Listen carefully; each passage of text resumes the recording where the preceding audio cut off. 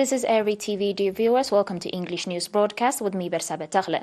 These are the major headlines for today.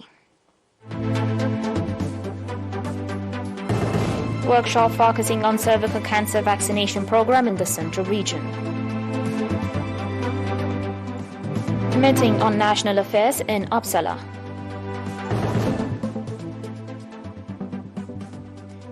India fines Google $162 million for anti-competitive practices. And NASA James Webb Telescope captures iconic pillars of creation.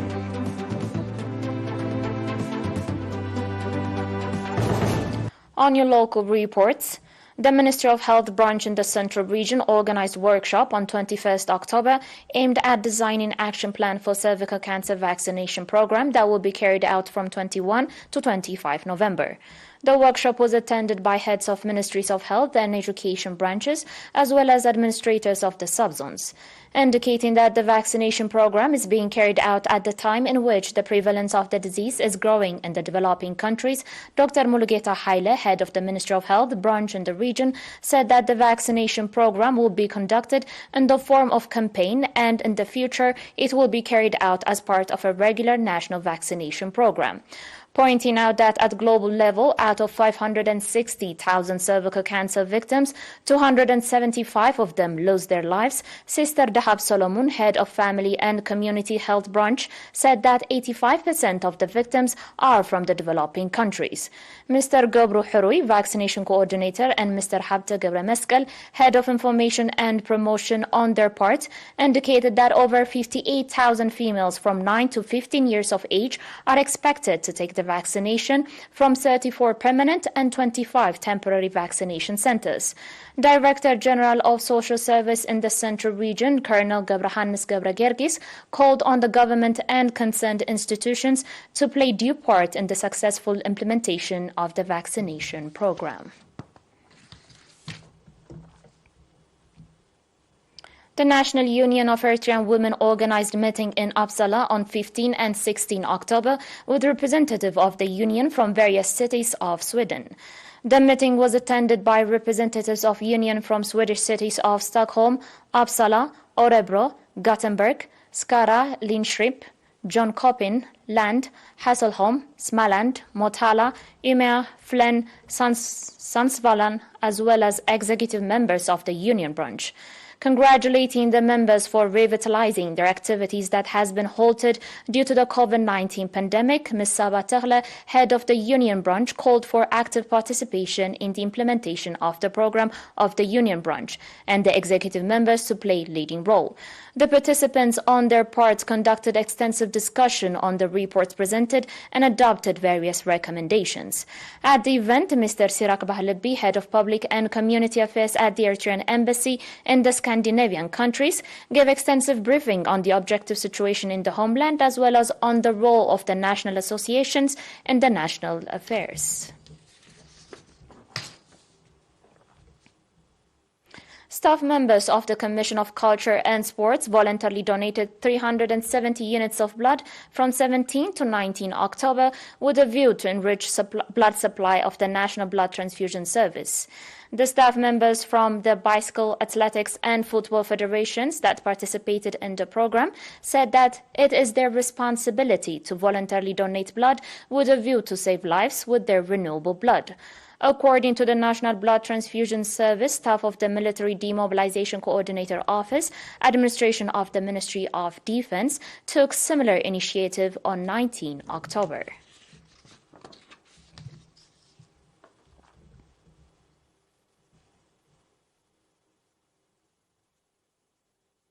Still with your local news, the National Union of Eritrean Youth and Students branch in Orona subzone organized 3 months' vocational trainings to 75 youths in the subzone.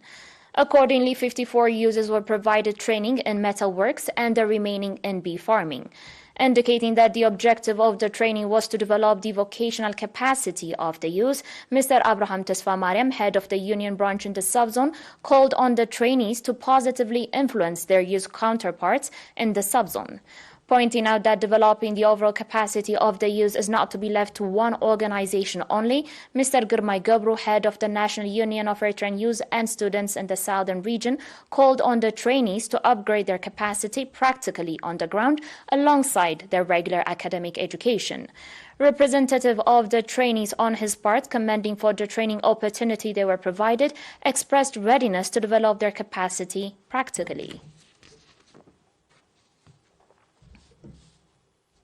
On your last local report, the Ministry of Labour and Social Welfare branch in Gashbarka region extended school material to disadvantaged students from the subzones of Shambuko, Fortosawa, Aordet and Golij that were identified with socioeconomic challenges. The beneficiary students included 62 from Shabunko subzone, 88 from Fortosawa subzone, 123 from Aordet subzone, and 88 from Golij subzone. According to a report, the beneficiary students were identified by their respective subzones.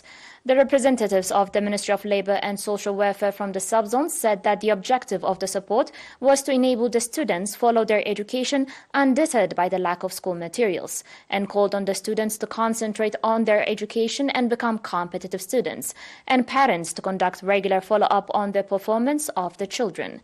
Commending for the support extended to their children, the parents expressed readiness to carry out regular follow-up on the school performances of their children. Dear viewers, and now coming up will be international news after the short break.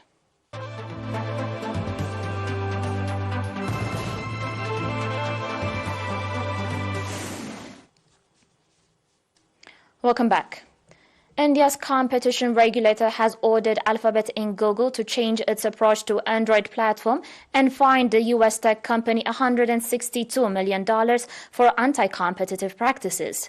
The Competition Commission of India yesterday said Google leveraged its dominant position in markets such as online search and the App Store for Android to protect the position of its apps like Chrome and YouTube in mobile web browsers and online video hosting. The Competition Commission also restricted Google from certain revenue-sharing agreements with smartphone makers, noting that such practices helped Google to secure exclusivity for its search services to the total exclusion of competitors. Google declined to comment on the order. On today's last report, the world's largest and most powerful space telescope has captured the iconic pillars of creation, huge structures of gas and dust teeming with stars, and this is according to NASA. The James Webb Space Telescope has taken its first shot of the gigantic gold, copper, and brown columns standing within the vast Eagle Nebula, 6,500 light-years away from Earth, the United States Space Agency said in a statement on Wednesday. NASA's Hubble Space Telescope first captured images of the pillars in 1995. But thanks to Webb's infrared capabilities, the newer telescope launched into space less than a year ago can peer through the opacity of the pillars, revealing new stars forming. The Webb images show bright red lava-like spots at the end of the several pillars. These are ejections from stars that are still forming, only a few 100,000 years old. This is according to NASA.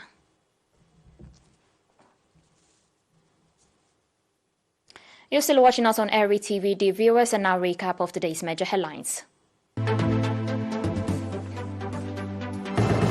Workshop focusing on cervical cancer vaccination program in the central region. Meeting on national affairs in Uppsala.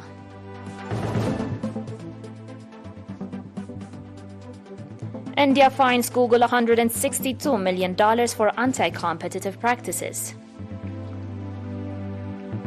And NASA's James Webb Telescope captures iconic pillars of creation.